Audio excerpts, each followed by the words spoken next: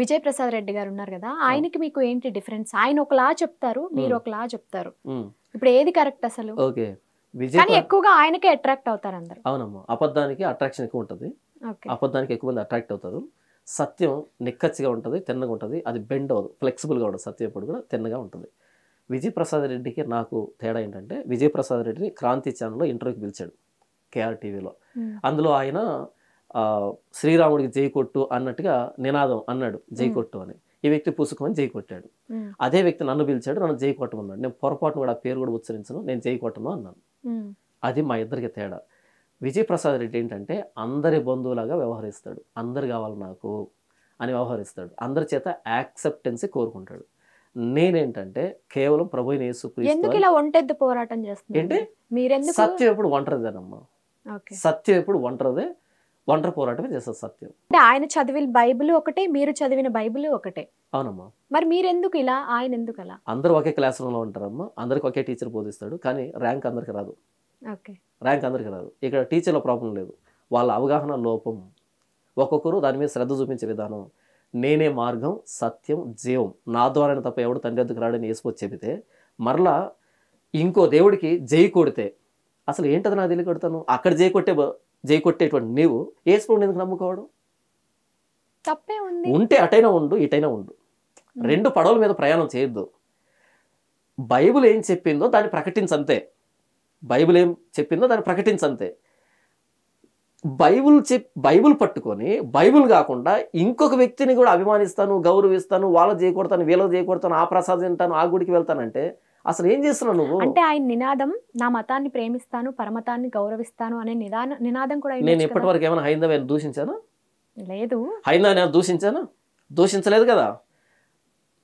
పరమతాన్ని అంటే వాళ్ళని మనం సహోదరుగా భావిస్తాం, కానీ వాళ్ళ విశ్వాసంలోనికి వెళ్ళి రాజీ పడం. విశ్వాసాన్ని విషయానికి వస్తే రాజీ పడం, కానీ సహోదరులుగా మన బ్రదర్స్ అండ్ సిస్టర్స్గా గౌరవిస్తాం. అందరూ కలిసే ఉన్నాం. నా స్నేహితులు కానీ, బంధువులు కానీ, మిగతా వ్యక్తులు అందరూ హైందవులే, అందరూ క్రిస్టియన్స్ ఏం కాదు కదా. వాళ్ళే దూషించం, కానీ భక్తి విషయానికి వచ్చినప్పుడు అక్కడ రాజీ పడం. గుర్తుపెట్టుకోండి అమ్మా, వాడు పట్టుకున్న ధర్మాన్ని, వాడు పట్టుకున్న గ్రంథాన్ని ఎవడైతే గౌరవిస్తాడో వాడి వల్ల సమాజానికి ప్రయోజనం ఉంది. కానీ వాడు పట్టుకున్నది ఒకటి, చెప్పేది ఇంకొకటి అయిందనుకోండి, వాడి వల్ల సమాజానికి నష్టం.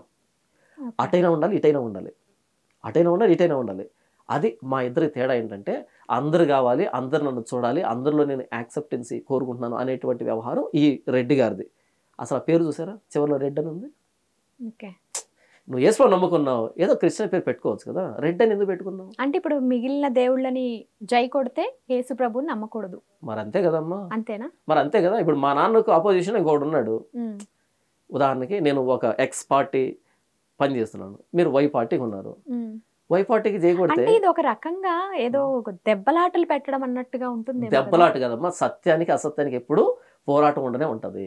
సత్యానికి అసత్యానికి ఎప్పుడు పోరాటం ఉంటది. సత్యం అసత్యం భుజం మీద చేయవేదో అంగీకరించదు. ఇది ఎలా అంటే కలహాలు పెట్టేటట్టుగా, మీది మీరే మాది మేమే కాదు అన్నట్టుగా. ఇదే సత్యం, ఇది అందరూ యాక్సెప్ట్ చేయాలి, అసత్యం నుంచి బయటకు రండి.